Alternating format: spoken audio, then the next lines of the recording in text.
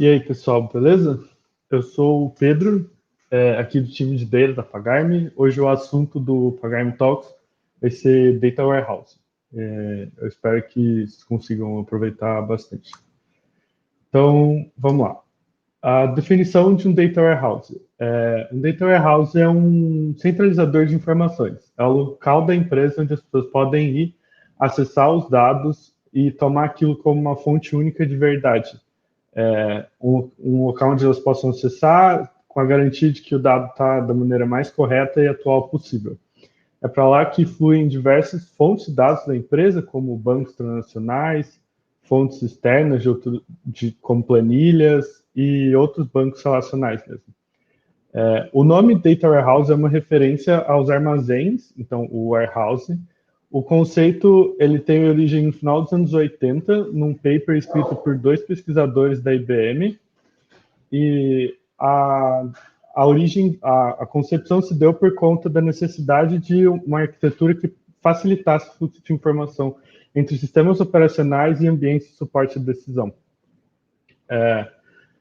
E uma pergunta que muitas pessoas fazem é, o Data Warehouse não é um banco de dados? E sim, por debaixo dos panos ele é um banco de dados, mas tem diversas diferenças.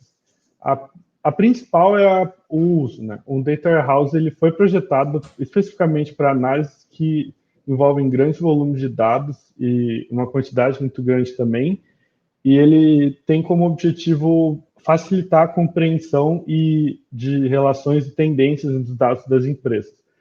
A Amazon tem um artigo bem legal, que eu coloquei no link embaixo, na fonte, que explica direitinho a diferença entre os bancos tradicionais e o Data Warehouse. Então, quando eu preciso de um DW, né? Quais são os benefícios de implementar? Eu vou apresentar um case de uma empresa fictícia aqui. Então, a nossa empresa é as Indústrias Parker. A partir de agora, a empresa decidiu que ela vai fazer uma reunião de acompanhamento das métricas, e nessa reunião vão diversas áreas, junto com o CEO, para discutir o andamento e acompanhar os principais indicadores. Nessa primeira reunião, os ânimos estavam um pouco exaltados, o pessoal estava muito agitado, e na hora de ver a métrica da receita total da empresa, teve uma divergência. Para o time de engenharia, a empresa não havia atingido a meta, mas para o time de vendas, eles tinham atingido. Então, isso obviamente acaba levantando diversas discussões e uma confusão muito grande. O time de engenharia, por conta da cultura da empresa, e por diversos outros motivos, ele não conversa muito com o time de vendas e ele busca esses dados em bancos da aplicação. Então, tem pessoas designadas no time de engenharia que conseguem fazer essas consultas em queries nos bancos de dados, e elas são responsáveis por levantar esses dados. Enquanto no time de vendas, esses dados vêm de planilhas de Excel sem um dono muito bem definido e que acabam flutuando por aí. É a forma que eles têm de acessar esses dados, né? Então, aí entra o Data Warehouse. Quais são os principais benefícios da gente usar um DW? Os principais que a gente pode falar são acessibilidade, performance e registro histórico. Eu vou entrar um pouco em detalhe cada um deles agora. Sobre a acessibilidade. Quando a gente tem um DW, é muito mais fácil porque as pessoas envolvidas no processo de tomada de decisão tenham acesso a esses dados para análise, e isso principalmente que eles tenham acesso de uma maneira unificada. Então, quando a gente volta no caso das Indústrias Parker, se a gente olha com calma, a gente vê que para o time de engenharia, a métrica de receita total consiste no preço da unidade menos o custo de produção vezes o número de unidades vendidas. E para o time de vendas, essa métrica é o preço da unidade versus o número de unidades vendidas. No processo de modelagem do Data Warehouse, tem um momento em que a equipe responsável senta com os donos das métricas, e é aí que chega o momento de definir um consenso. Então, quando a gente vai colocar essa métrica no DW, ela já tem que ter passado por esse crivo e por essa análise para a gente chegar no que é a receita total para todo mundo. Então, a gente mata essa ambiguidade, que foi o caso que aconteceu na reunião. Segundo ponto, as pessoas passam a ter um acesso de maneira consolidada. O que isso significa? A gente tem uma única fonte de verdade e isso força com que todas as fontes de dados da empresa passem por um funil e que esse funil leva a um lugar apenas. Então, a gente elimina fontes paralelas e possibilidade de análises em cima de bases de dados diferentes, tentando chegar no mesmo objetivo. Então, isso torna o processo todo de tomada de decisão muito mais fácil. Terceiro ponto, a gente tem acesso de maneira simplificada. Então, com uma estrutura bem definida, aliado a uma boa documentação, o DW permite que as consultas sejam muito mais intuitivas e que as pessoas consigam acessar esses dados sem necessidade de terceiros. Por quê? As tabelas são desenhadas para isso. Então, quando você modela uma tabela no Data Warehouse, ela é, por design, feita para uma consulta por humanos. Então, uma tabela num banco de uma aplicação normal, ela é feita para otimizar o acesso e a escrita de dados para a aplicação. No Data Warehouse, o foco é outro. E, por fim, falando de acessibilidade, a gente passa a ter o acesso de uma maneira rápida. Com as tecnologias de hoje, é muito mais simples você projetar um data warehouse onde essas consultas se deem de maneira muito mais rápida, principalmente com os bancos colunares, que são projetados para análises envolvendo um longo período de dados. Né? E agora, no próximo ponto, a gente tem performance. Quando a gente separa a análise de um banco da aplicação para um banco feito para isso, a gente não tem concorrência da própria aplicação ou de pessoas tocando o operacional com as pessoas que querem fazer essas análises. Né? Então, a partir de agora, as pessoas vão buscar essa fonte para as análises, dashboards, para, às vezes, até começar uma área de data science ou até automatizar algumas análises. Então, esses bancos são feitos com uma arquitetura de paralelismo muito forte, projetados para esse tipo de consulta o tempo todo. E, por fim, falando dos benefícios, o registro histórico. Quando a gente volta no nosso case das indústrias Parker, quando eles vendem um produto, o acompanhamento se dá pela classificação interna desse produto também. Então, geralmente nas tabelas de bancos tradicionais, essas classificações são atualizadas. Então, você tem lá produto X, classificação Y. Quando ela é atualizada, isso atualiza no banco. Se você quiser fazer uma análise retroativa, por exemplo, do ano de 2018, considerando o status dos produtos em 2018, isso não seria mais possível. Então, na literatura do Data Warehousing, tem diversas técnicas que permitem a modelagem das tabelas acomodarem essas alterações históricas. Então, a busca do passado se torna muito mais simples e verdadeira ao momento da empresa em 2018, por exemplo. E legal. Então, depois de mostrar esse case, uma pergunta que pode ficar é: como que eu construo um data warehouse? Né? Vamos falar da tecnologia por trás de um data warehouse. Atualmente, com as ferramentas de computação na nuvem, então a gente está falando de GCP, AWS, o Azure da Microsoft, hoje é muito simples não muito simples, mas foi simplificado o processo. Como a gente viu, é um conceito que já existe desde a década de 80, mas hoje ele está muito em alta.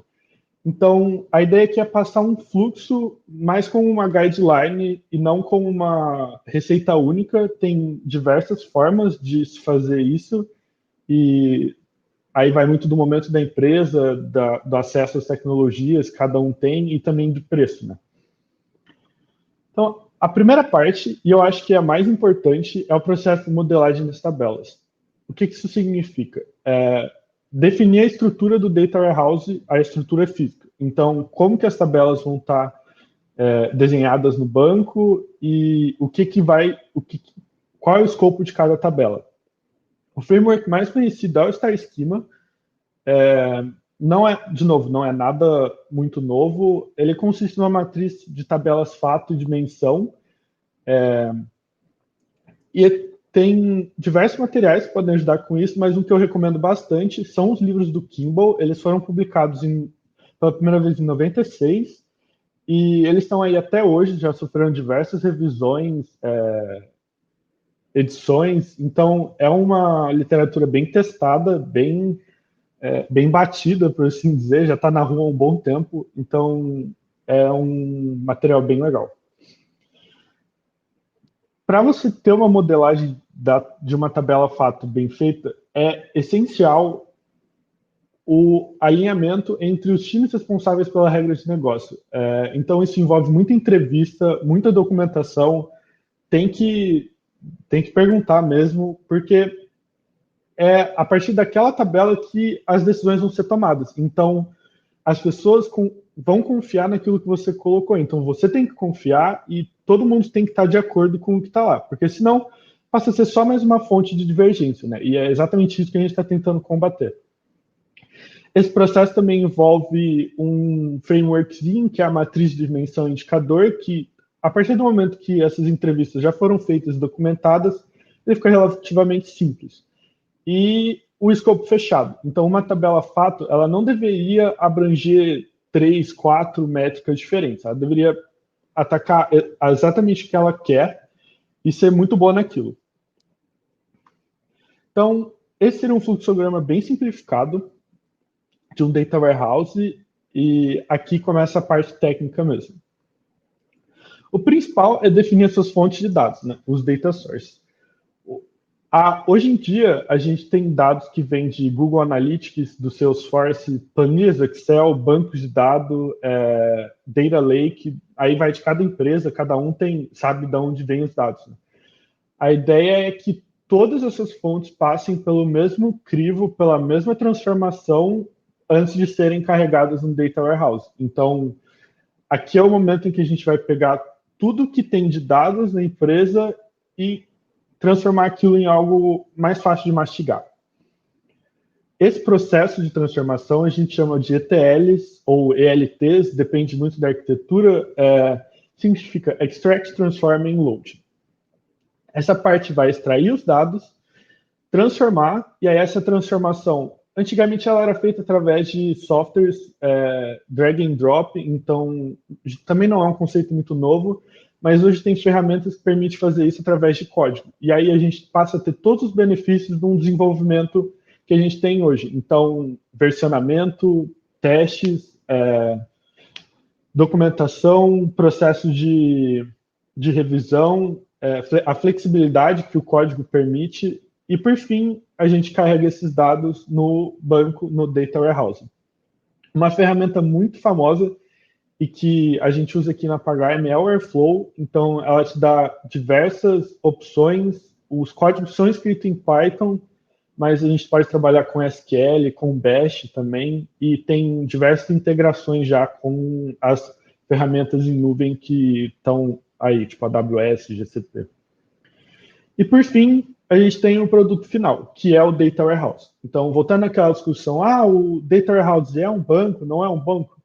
As tecnologias usadas hoje, elas são feitas em cima de bancos, mas elas são orientadas a um processamento paralelo massivo e uma arquitetura colunar. Então, a gente tem o Amazon Redshift, que está na AWS, o BigQuery do Google, que está na GCP, o Snowflake, que é uma solução própria, e tem o Azure também, que eu esqueci de colocar, mas os três eles estão muito parecidos entre si, eles vão ter alguns pontos positivos, pontos negativos, aí depende muito do ecossistema onde a sua empresa está, como vocês preferem trabalhar, mas o importante é que todos eles têm uma linha de pensamento, que é a arquitetura onde eles foram projetadas, que é orientado para esse tipo de consulta.